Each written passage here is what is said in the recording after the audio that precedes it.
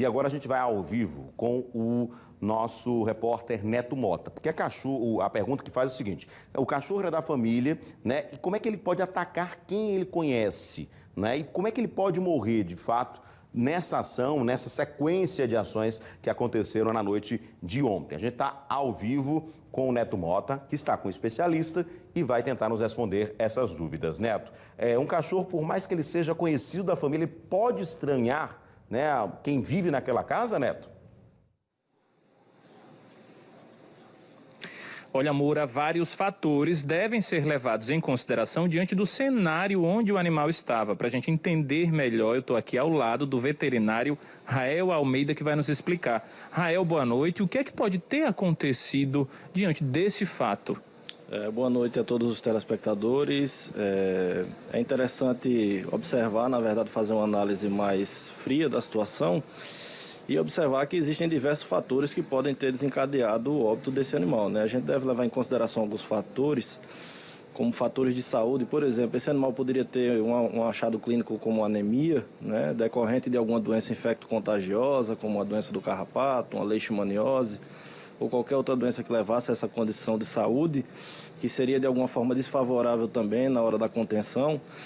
Ou esse paciente, por exemplo, esse cão, ele poderia ter um problema psicológico, né, em virtude de talvez não ter sido adestrado, e em algum momento ele desenvolveu um gatilho, né, um gatilho psicológico aí que pode ter com as crianças da casa e ter levado ele a um ataque de fúria que causou o acidente aí na casa referida.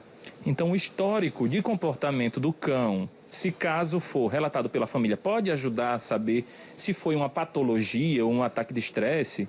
Sim, é importante conhecer o histórico do cão, né, até para ver quais as possíveis medidas de contenção que poderiam ser utilizadas nesse caso aí para o cão, né? Isso aí é importante, muito importante conhecer de perto. E como o cenário, como a família, os membros familiares podem interferir nesse comportamento do cão? O cão é o tipo do animal que ele precisa, desde filhote, ser trabalhado um fator importantíssimo chamado socialização. Tanto a socialização com outras pessoas da família, quanto com outros animais, outros cães, outros gatos. Esse cão, se ele tem um problema de socialização, por exemplo, é um fator importantíssimo, né? Que em algum momento, numa brincadeira, num toque, isso pode ter levado a um gatilho em que o cão teve um ataque, um acesso de fúria e atacou todos dentro de casa. Então, conhecer de perto o comportamento e trabalhar o adestramento desse cão são fatores fundamentais para evitar acidentes dessa natureza. E, infelizmente, até o próprio adestramento, né, não pode, sozinho, por si só, fazer com que esses episódios sejam evitados. Sim. O adestramento é um dos pontos, né? Mas também deve-se levar em consideração fatores de nutrição, fatores de saúde, e aí é onde o médico veterinário entra, né? Com muita importância nesse quadro, na prevenção de doenças, né? Nas vacinações periódicas, nas vermifugações, nas avaliações clínicas, para não permitir que o animal tenha uma condição de saúde desfavorável e possa também ser um fator possível aí que tenha levado a esse ataque. Então, uma das formas de prevenção pode ser, então, primeiramente, levar para uma avaliação no veterinário para tentar ver quais as condições de saúde do animal, né? Isso. Normalmente, quando a gente pega um animal filhote, seja por via adotiva, seja por compra, ou até um animal adulto que a gente adota na rua, a primeira recomendação é procurar um médico veterinário para ver como é que está a condição de saúde desse animal.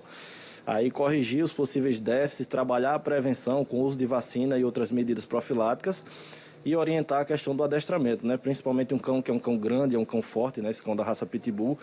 Porém, a gente sabe que depois do adestramento, esses cães ainda têm uma docilidade muito importante para a vida inteira.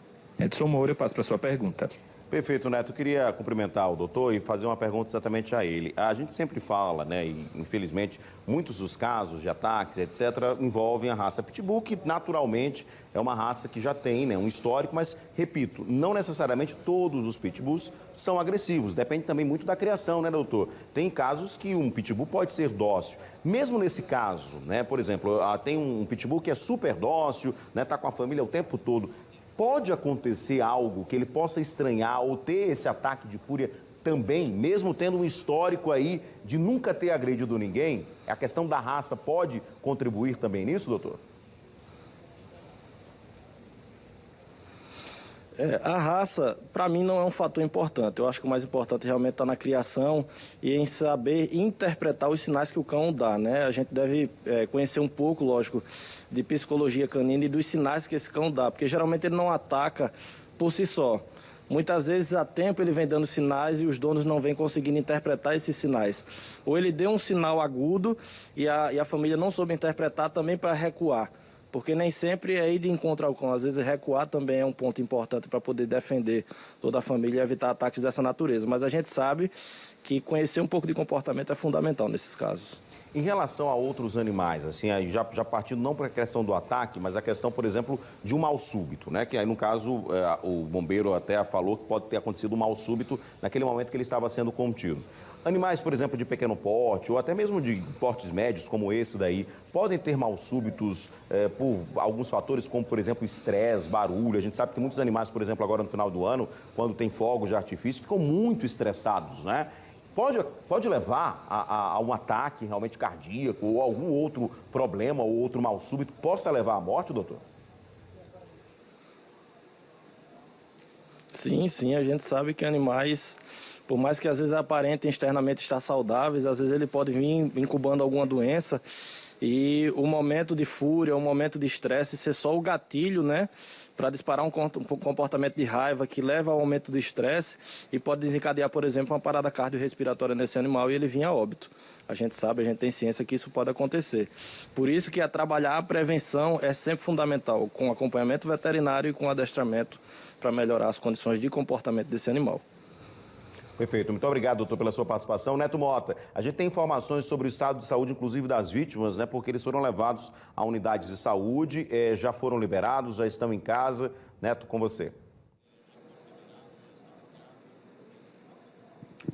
Olha, Moura, das 4 vítimas, 2 foram levadas para o Hospital Geral do Estado e outras 2 para a unidade de pronto atendimento, UPA. Atualizado, nós não temos ainda o estado de saúde deles. A última informação que a gente tem é essa. Perfeito, Neto. Assim que a gente tiver, já traz a informação, mas inclusive entre os atendidos tinha uma criança também.